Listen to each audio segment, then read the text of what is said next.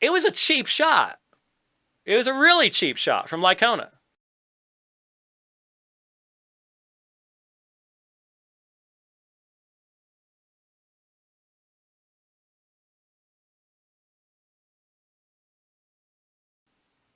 I get up one morning, and Mike Lycona has tweeted and put on Facebook that I have declined to debate his good friend Eric Lunsberry. And on Facebook, he expands upon this and basically communicates to everybody that I like to get into every scrap. I just argue about everything. It was a cheap shot. It was a really cheap shot from Lycona. You know, I know he's a part of that group that's very anti-reformed. But I didn't expect that. I really didn't. So I called him out on it. And I said, hey, I don't know who Eric Lunsberry is, but he's already admitted he doesn't read the original languages. He's not a part of a church. And if you think his argument is so good, how about you debate me on it? Because at least that would be considered a fair fight. This guy's not a minister. You know, some people say, you shouldn't be debating this guy. You're going to Southern California to debate. I don't know much about him either, but he's a minister in a church.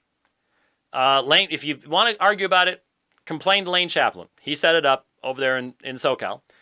But Dr. Lycona, I've proven my ability to engage in meaningful debate with a wider range of opponents than you have.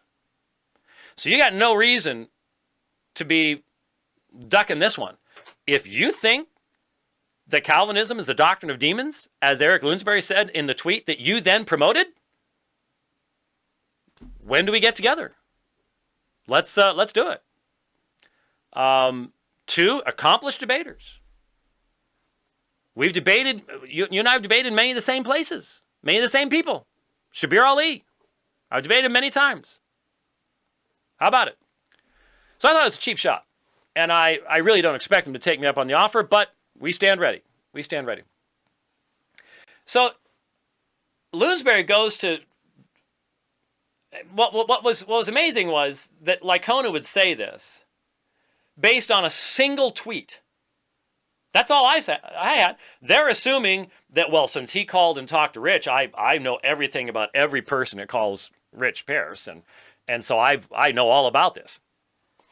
That's what was really cheap and cheesy about Lycona's shot, is I'm traveling. He knows what that's like. He knows what living out of a suitcase is like, being 9 hours ahead of the United States in time. So it was just, I was really, really disappointed because, you know, I've criticized some of Mike Lycona's debates, but always been very fair about it. This wasn't even slightly fair. I've never been unkind to Mike Lycona. He was really unkind to me. So gives you an idea where that group's coming from, I guess. But anyway.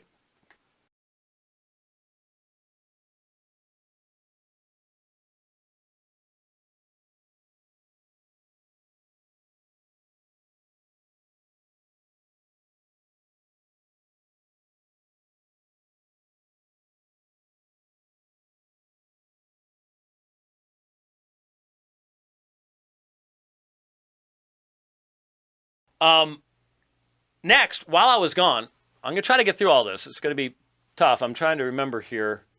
Yeah, it's 17 minutes. So, I think I can do this here. I've got a highly entertaining cultic King James onlyist video to play for you. You can play the whole thing because it's just, it's scary at times to realize these folks drive cars and the whole 9 yards. It's frightening. And a fellow by the name of Eric Lunsberry.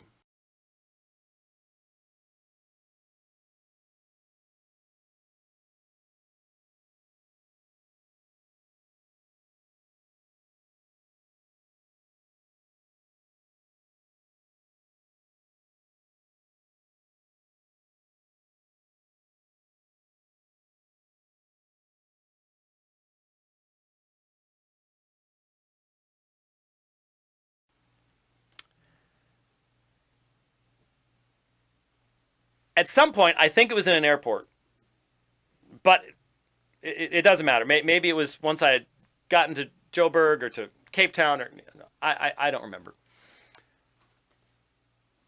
I did see a tweet from this guy that used twit longer. And it said, unprecedented refutation of Calvinism. Well, look, folks, you got to understand. Now, I don't have to deal with this stuff very often. Rich does. And the number of people that call this office and explain to us that God's called them to call us. God told them to call us.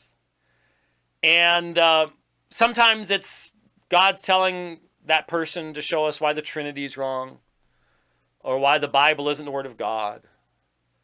But very often it's somebody who has been called by God to refute the dreaded heresy of Calvinism. And I scanned through this twit longer. I clicked on it, and I scanned through it, and I chuckled. I mean, there's a level of arrogance to think that you've come up with something no one else has ever come up with. Now, he since then has tried to go, well, no, that's not really what I meant. That's what the words meant, Mr. Loonsberry. When you say you have come up with an unprecedented refutation of Calvinism, I'm sorry. I've got zip respect for that. Because that's just arrogance and ignorance combined on a level that's difficult to understand. It's difficult to understand. These issues have been debated and discussed for centuries. And for you to think that you're smarter than everybody else who's ever thought about this, sorry, you're not. And in fact, to be honest with you, in the interactions with you since then, the last one I read, you admitted you're not even a part of a church. That means you are in direct and open rebellion against the Word of God. You are in sin. We would not even allow you to pass out tracts with us because you're in a position of spiritual danger. You're not obeying Hebrews 13:17.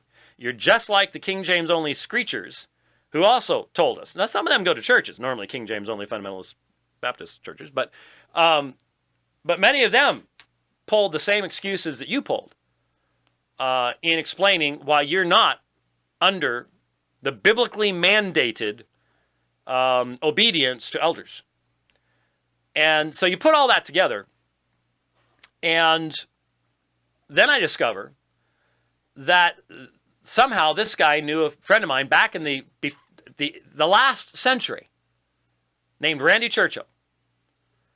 And evidently one day, Randy called me up, and I have a vague, we're talking what, 17 years ago, at least, somewhere around there. And I was like, well, if you want to set up a debate someplace or something like that, well, guess who it was? Eric Loonsberry. So for nearly 20 years, this guy's been jonesing for a debate? Ooh. And then he shows up at Jeff Durbin's place and tells Jeff Durbin that I've agreed to debate him.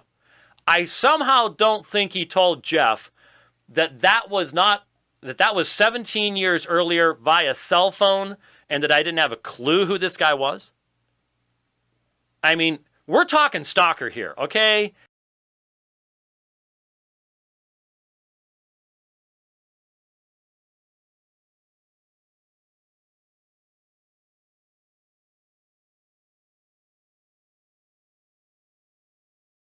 You know, when people start showing up at other people's churches, going for 17 years, and then post a single tweet. Now, in the stuff came after.